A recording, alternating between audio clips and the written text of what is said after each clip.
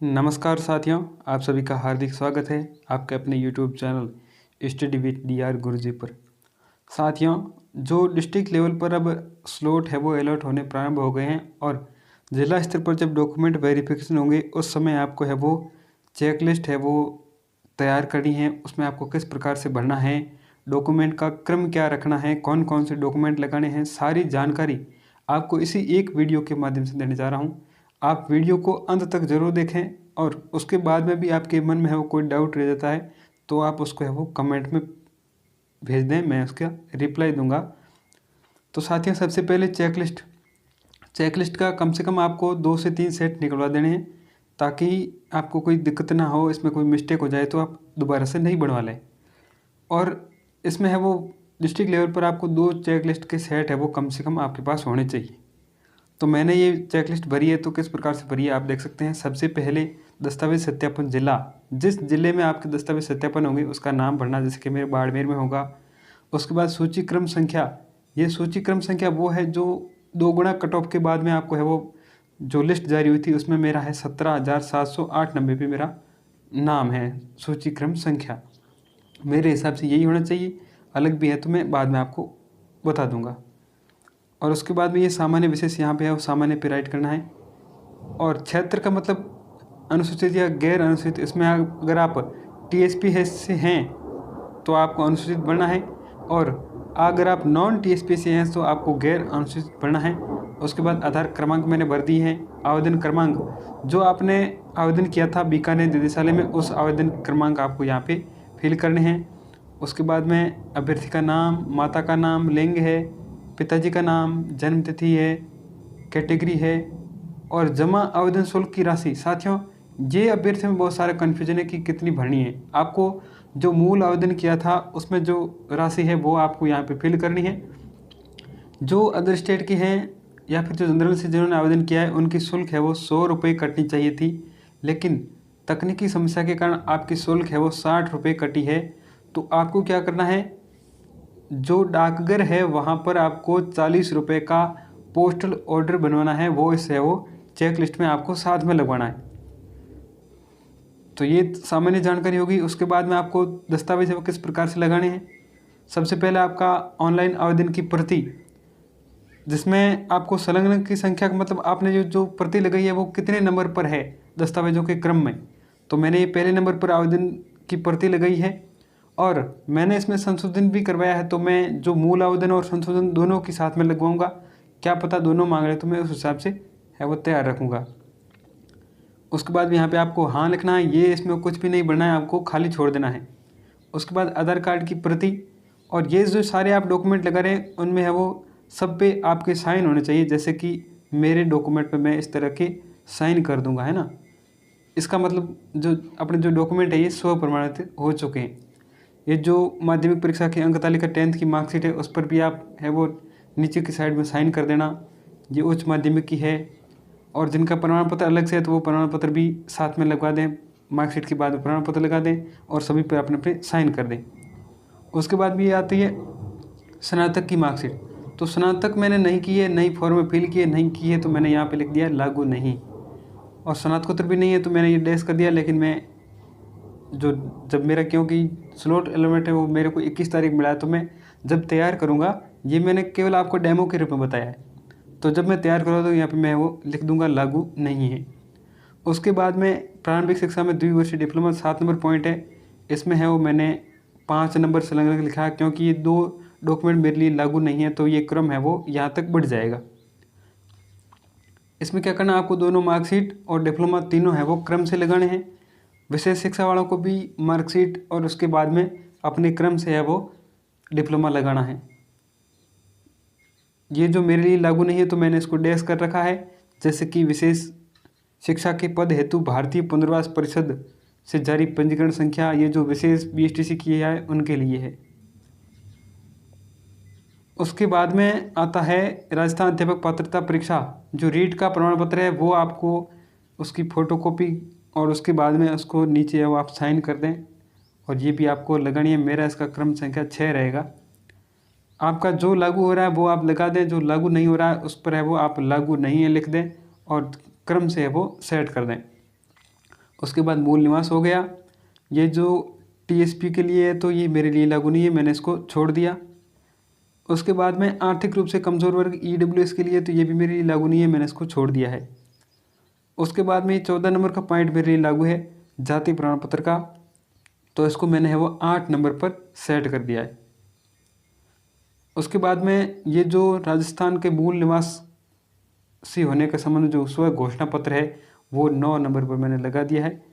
और विधवा की स्थिति में ये अगर आपके लिए लागू है तो आप यहाँ पे है वो इसको लगा दें और इसका क्रम में जो संलग्नक संख्या है वो यहाँ पे लिख दें आपने कितने नंबर पर इसको लगाया है। उसके बाद में विवाह विच्छेद या परित्यक्ता का संबंधी है। उसके बाद संतान संबंधी स्व घोषणा, साथियों ये जो जिनका विवाह हो चुका है उनको भी लगानी है और जिनका विवाह नहीं हुआ है अविवाहित है उनको भी लगानी है कि हम भविष्य में 2 से अधिक संतान पैदा नहीं करेंगे। इस संबंध में आप है वो स्व घोषणा पत्र लगा के इसको संलग्न के रूप में सेट कर दें। यहाँ पे मैंने नहीं फिल किया है, ये मेरी गलती है, यहाँ पे मैं एक बता रहा हूँ, ये आपको सुधारनी। विवाहित होने पर दहेज नहीं लेने संबंधी ये आपको जो अविवाहित है उनको भी लगाना है, तो ये मेरा क्रम संख्या 11 होगा। ये मैंने लगाया नहीं है, मैंने बाद में वो बीकानेर में अभी कॉल करके पता किया था, उन्होंने ये बताया कि ये आप जो अविवाहित हैं उनको भी लगाना है, लगा सकते हैं, कोई दिक्कत नहीं है। और उसके बाद ये भूतपूर्व सैनिक संबंधी अगर आप पे लागू होता है तो आप लगा दें। उत्कृष्ट खिलाड़ी है, दिव्यांगजन है तो उनका प्रमाण पत्र है। जो दस्तावेज लागू नहीं हो रहा वो आप नहीं लगाएं और जो लागू हो रहा है उस हिसाब से जो संलग्न क्रम है वो आपका बढ़ता जाएगा। उसके बाद में आपराधिक प्रकरण न होने का स्व घोषणा पत्र,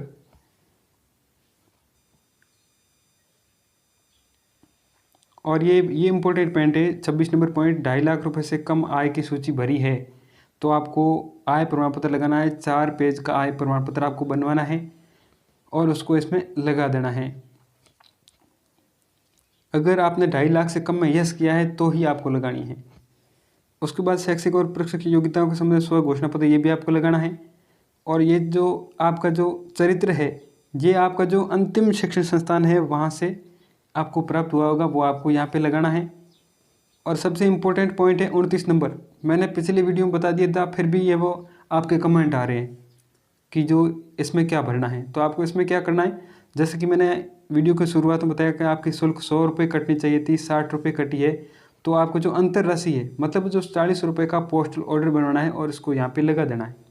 यहाँ पे कुल योग लिखना है कि आपने कितने डॉक्यूमेंट लगाए हैं, तो मेरे 14 नहीं बल्कि 15 हो गए क्योंकि वो विवाहित होने संबंधी वो दहेज संबंधी वो भी इसमें लगेगा। उसके बाद ये मेरे सिग्नेचर है, स्थान है, दिनांक मैंने नहीं भरी है क्योंकि मेरा स्लॉट 21 तारीख को है तो उससे पहले मैं इसको फिल कर दूंगा। मोबाइल नंबर है, पता है, सारा भरने के बाद में सिग्नेचर वगैरह कर देने हैं। और उसके बाद में सबसे पहले नंबर पर मेरे ये लागू हो रहा है जो आवेदन है, जो मूल आवेदन है उसको मैंने वो यहाँ पे आपके डेमो के रूप में लगा दिया है। इसकी 4 पेज है और ये मैंने जो मूल है वो भी लगाऊंगा और जो संशोधन वाला है वो भी लगाऊंगा, दोनों साथ में होंगे क्योंकि कौन सा चाहिए वो बाद में क्लियर होगा।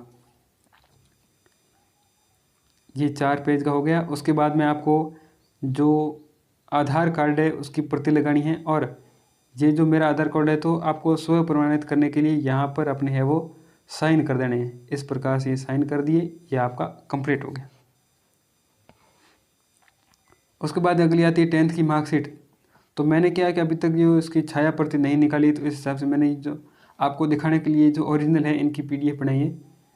तो ये जो 10th की मार्कशीट है इस पर भी है वो आपको इस जगह पे साइन कर देने हैं। उसके बाद 12th की मार्कशीट है तो 12th की मार्कशीट के भी आप है वो ये जो नीचे की साइड है यहाँ पे आप साइन कर देंगे जिससे ये स्व प्रमाणित हो जाएगी। उसके बाद में ये BSTC फर्स्ट ईयर की मार्कशीट है, उसके बाद सेकेंड ईयर की मार्कशीट है और ये डिप्लोमा है। ये तीनों आपको है वो एक क्रम से लगाने हैं और इनके नीचे जो फोटोकॉपी होगी तो इनके है वो नीचे की साइड में साइन भी करने। और ये रीट का प्रमाण पत्र, इसकी वो फोटोकॉपी लगा के इसके भी साइन करने। उसके बाद ये मूल निवास है, मूल निवास के बाद में ये जाति प्रमाण पत्र है और जाति के बाद में स्व घोषणा मूल निवास के संबंध में जो लगभग 11 नंबर पॉइंट था उस हिसाब से। तो मैंने यहाँ पे नाम फिल कर दिया। ये आप है ना बहुत सारे करें, टाइपिंग करवा दें या फिर इसको है वो स्टाम्प पे बनवाने हैं। आपको स्टाम्प की ज़रूरत नहीं है, आप इस प्रकार का साधारण सा प्रिंट निकलवा दें। उसके बाद ये जानकारी आप अपने है वो पेन से हाथ से भर सकते हैं, कोई दिक्कत नहीं है। ये सारी मैंने भर दी है, आप देख सकते हैं। ये आवेदन क्रमांक यहाँ पे लिखने हैं, जो आपने आवेदन किया था उसमें जो आपके एप्लीकेशन नंबर है वो आपको यहाँ पे लिखने हैं। ये दहेज संबंधी स्व घोषणा पत्र, जैसे कि ये लिखा हुआ है कि अभी तक अवैध हूँ और वर्तमान जो भविष्य में है वो दहेज नहीं लूँगा, इस प्रकार से आपको लिख के वो बना देना है। ये आपराधिक रिकॉर्ड का हो गया। उसके बाद में ये आता है आय 4 पेज वाला होना चाहिए। इस पे वो 2 उत्तरदायी व्यक्तियों के सिग्नेचर होंगे। मैंने आपको दिखाने के लिए केवल इसमें 1 पेज को ही शामिल किया है, आप इसको भर करके लगा सकते हैं। उसके बाद शैक्षिक और प्रशैक्षिक योग्यताओं के संबंध में जो स्व घोषणा पत्र है वो भी मैंने तैयार कर दिया है। अगर आप ये जो घोषणा पत्र बना रहे हैं, इसके संबंध में आपको लग रहा है कि कुछ गलत हो जाए, भर देंगे, तो फिर आपको क्या करना है कि इसकी जो प्रिंट निकालते हैं उस समय आपको इसको है वो 2 कॉपी में निकाल देना है, ताकि अगर आप गलत भर दें तो उसको तुरंत है वो सुधार करके नया बना दें, कोई दिक्कत नहीं। ये जो इंस्टीट्यूट से जो मिलता है चरित्र प्रमाण पत्र, बहुत सारे साथियों के ये भी सवाल रहते हैं कि चरित्र प्रमाण पत्र पुराना है या फिर इसको नया बनाना पड़ेगा। चरित्र आपका जो अंतिम शिक्षण संस्थान है जहाँ से आपने रेगुलर है वो डिप्लोमा किया है, या फिर मतलब आपने बीएसटीसी किया है, उसके बाद आपने रेगुलर बीए किया है, तो आपने जिस कॉलेज से रेगुलर बीए किया है उस कॉलेज से है वो आपको चरित्र प्रमाण पत्र लगाना होगा। यानी कि आपका अंतिम नियमित शिक्षण संस्थान कौन सा है उसका आपको ये चरित्र लगाना है। उसके बाद में स्व घोषणा पत्र, ये है वो उसका चेकलिस्ट का जो 4 नंबर का पेज है वो है, तो उसमें जो लागू है वहाँ पे मैंने राइट कर दिया है, लागू नहीं उसको मैंने कट कर दिया है और यहाँ पे नाम वगैरह लिख के इसको तैयार कर दिया है। उसके बाद में ये आवेदक द्वारा घोषणा, ये भी आपको मिल जाएगा। फिर ये शपथ पत्र है,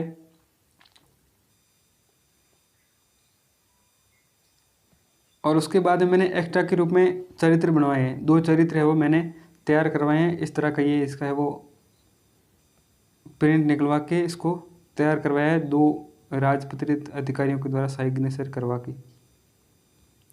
ये मैंने एक्स्ट्रा के रूप में तैयार करा है। और बीकानेर निदेशालय मैंने पूछा कि भाई ये लिस्ट में नहीं है, तो उन्होंने बोला कि जो डीयू है वो इसके लिए वो निर्देश जारी करेंगे तब पता चल जाएगा। तो ये जो स्लॉट है वो अलॉटमेंट लगभग हमारी बाड़मेर में तो हो चुके हैं, बाकी वाले ज़िलों में भी प्रारंभ हो जाएंगे। आज या कल 2 दिन में सभी को स्लॉट अलॉटमेंट हो जाएंगे।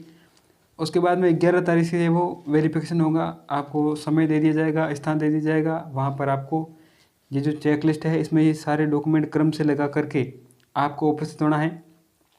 इसमें एक जो धूम्रपान वाला है वो भी है, वो मैंने अभी तक नहीं बनवाया, लेकिन मैं उसको भी बना दूंगा, तो आप वो भी बनवा लें। ये सारे डॉक्यूमेंट है आप तैयार कर लें। इसके जो विस्तृत दिशा निर्देश है वो डीयू द्वारा आज या कल में है वो जारी हो जाएंगे। आपको किस प्रकार से कौन कौन से डॉक्यूमेंट है वो इसमें सूची में नहीं है, तो आपको एक्स्ट्रा ले जाने हैं कि नहीं ले जाने हैं, किस प्रकार से होगा, ये सारे निर्देश है वो आपको मिल जाएंगे। ये सारे मैंने इसको वीडियो में आपको बता दिया। इसके अलावा भी आपके है वो कोई डाउट हो तो आप वीडियो के नीचे कमेंट कर देना, मैं उसका वो रिप्लाई दे दूँगा। थैंक यू दोस्तों, धन्यवाद।